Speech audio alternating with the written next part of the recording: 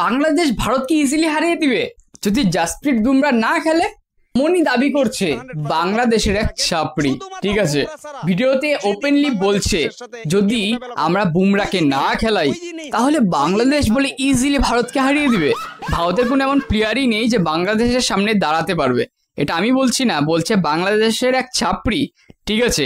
তো ভিডিওটা আপনাদের দেখাচ্ছি, কিন্তু তার আগে বলছি এটা আমার নতুন চ্যানেল, আমি ফার্স্ট ভিডিও দিচ্ছি, ঠিক আছে।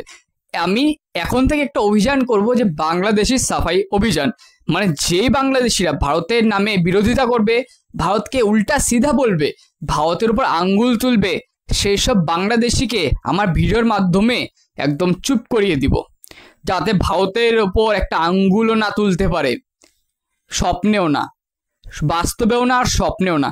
আর আপনারা যদি আমার এই সাফাই অভিযানের সাথে থাকেন তাহলে ভিডিওটিকে একটা লাইক করে দিন, করে জানান আর কমেন্টে জানান আপনারা আমার সাথে আছেন। আর যদি ফেসবুক থেকে ভিডিওটাই দেখেন তো ফেসবুক অবশ্যই ফলো করে দিন, আর যদি ইউটিউবে দেখেন তো অবশ্যই ইউটিউবে সাবস্ক্রাইব করে দিন।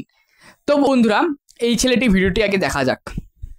এটা নিশ্চিত 100% কথাটা লিখে রাখেন, শুধুমাত্র বুমরা ছাড়া যেদিন বাংলাদেশের সাথে ইন্ডিয়া মোকাবেলা করব ওই দিনেই হারবো, ওই দিনেই হারবো, ওই দিনেই হারবো। জাসপ্রীত বুমরা মাঠে নামবে, সেটা ওয়ানডে হোক টেস্ট হোক 5 উইকেট পাবেই। আর বিশেষ করে বাংলাদেশের বিরুদ্ধে হইলে তো জাসপ্রীত বুমরাকে যদি আমার মনে হয় যে গুরুস্থানে থাকলে গুরুস্থান থেকে নিয়ে আসবো জাসপ্রীত বুমরাকে, কারণ বাংলাদেশকে হারাইতে হইব, ভারত চেষ্টা করবো। আর জাসপ্রীত বুমরাকে ছাড়া বাংলাদেশ যদি ভারতের মোকাবেলা করে কোনো টুর্নামেন্টে সেদিনেই কিন্তু ভারত পরাজিত হইব, এটা নিশ্চিত 100% কথাটা লিখে রাখেন। তো দেখলে আমরা বলি না বাংলাদেশি মানে পুরোই বিনোদন, এই ভিডিওটা দেখে প্রমাণিত হলো যে বাংলাদেশি মানে পুরোই বিনোদন। সত্যি মানে ভাই চ্যাম্পিয়ন্স ট্রফিতেও তো বুমরা খেলেনি, কি ছিঁড়েছিলে কিছু, ভারতের সামনে দাঁড়াতেও পেরেছিলে। সবার প্রথমে যেই দলগুলি এলিমিনেট হলো তার মধ্যে বাংলাদেশও তো ছিল, তার মধ্যে বাংলাদেশ সেই সারিতে টপ ছিল, মনে আছে কিছু, দিমাগ কিছু আছে? মাথার বুদ্ধি হাঁটুতে না থাকে তাহলে একবার মনে কর একবার, ঠিক আছে। এটা ভারত, এটা ইন্ডিয়া, এটা অন্য টিম না, এটা কোনো আলতু ফালতু টিম না তুই যে আসবি আর আঙ্গুল তুলে দিবি। এক একটা হিসাব আমরা মনে করে দিই, আমরা ভারতীয়, ঠিক আছে।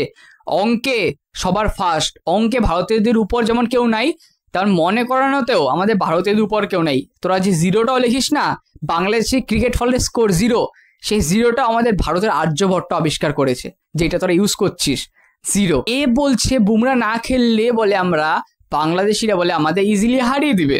তাহলে বলছি আমাদের মনে আছে তো আমাদের টিমে কি আছে? রোহিত শর্মা, রিঙ্কু সিং, বিরাট কোহলি, অভিষেক শর্মা, শুভমন গিল, আর সবার নাম বললাম না, বলারদের নাম বললামই না, ঠিক আছে।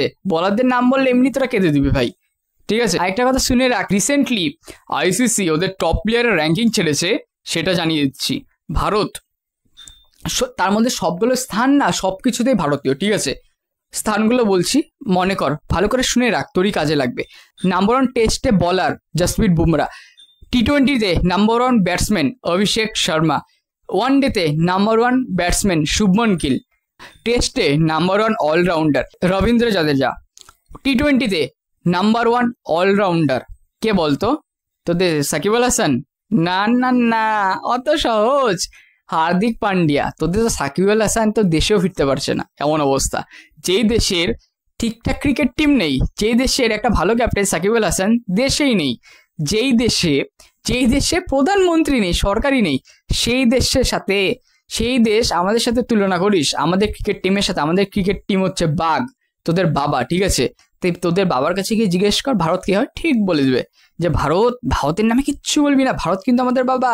হ্যাঁ, তাই ছেলে যতই চিল্লাক বাবার উপরে যেতে পারবে না, ঠিক আছে। তাই একটু মাথায় মনে রাখিস কথাটা। তো বন্ধুরা এটাই ছিল আজকের ভিডিও। তোমরা যদি চাও এমন ভিডিও আরও বানাই, বাংলাদেশি সাফাই অভিযান, যেখানে এক একটা বাংলাদেশিকে তুলে এমন এদের শায়েস্তা করব, এমন ক্লাস নিব এদের, যাতে ভারতের নামে একটা শব্দ না করতে পারে, কোনোদিন আঙ্গুল যাতে তুলতে না পারে, তার আঙ্গুল যাতে না তুলতে পারে, এমন অবস্থা করব।